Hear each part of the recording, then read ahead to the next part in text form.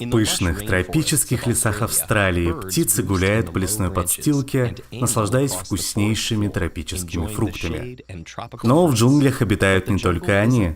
В тенях блуждает собака Динго, а фрукты не смогут утолить ее голод.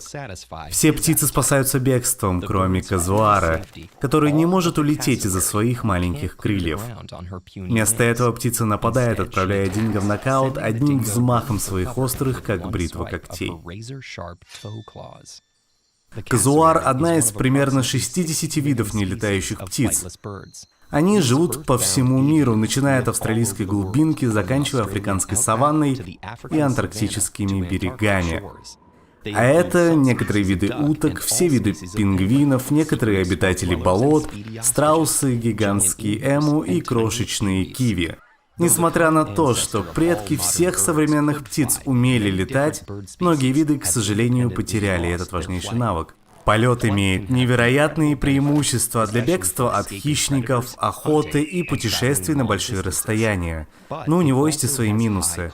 Полет потребляет огромное количество энергии.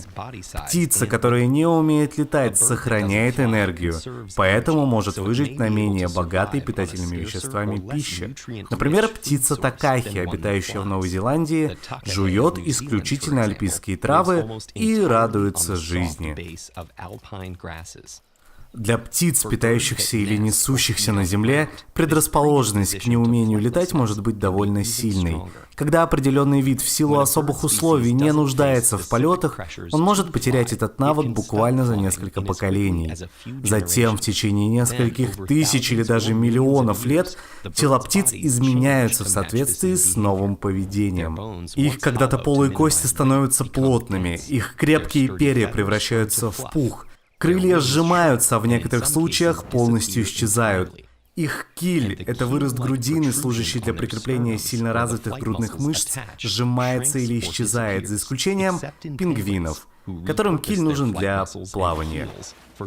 Чаще всего птицы теряют умение летать после того, как окажутся на острове, где нет хищников.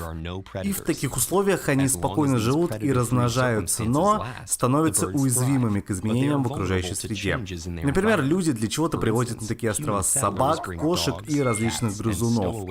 Эти животные зачастую охотятся на нелетающих птиц и могут полностью их истребить. В Новой Зеландии горностаи, завезенные европейскими поселенцами, угрожали многим местным видам нелетающих птиц. Некоторые из них вымерли, а другие находятся под угрозой исчезновения. Поэтому, несмотря на вышеупомянутое энергосбережение, у них есть шанс пойти по пути додо. Но все же есть несколько видов, которые выжили рядом с хищниками. В отличие от большинства мелких нелетающих видов, которые быстро появляются и исчезают, эти гиганты не летают десятки миллионов лет. Их предки появились примерно в то же время, что и первые мелкие млекопитающие. И они, судя по всему, смогли выжить, потому что постоянно развивались, росли и подстраивались под окружающие условия. Большинство из этих птиц, такие как эму или страусы, достигли ошеломительных размеров. Их вес может достигать 120 килограмм.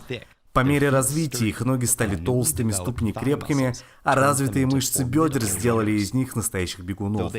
Хоть все эти птицы больше не умеют летать, многие из них переоборудовали свои крылья для других нужд. Они могут использовать их, чтобы согреться, привлечь симпатичную самочку, укрыть ими яйца или использовать их для баланса во время стремительного бега. Да, может быть, они и не летают, но своими крыльями все еще размахивают.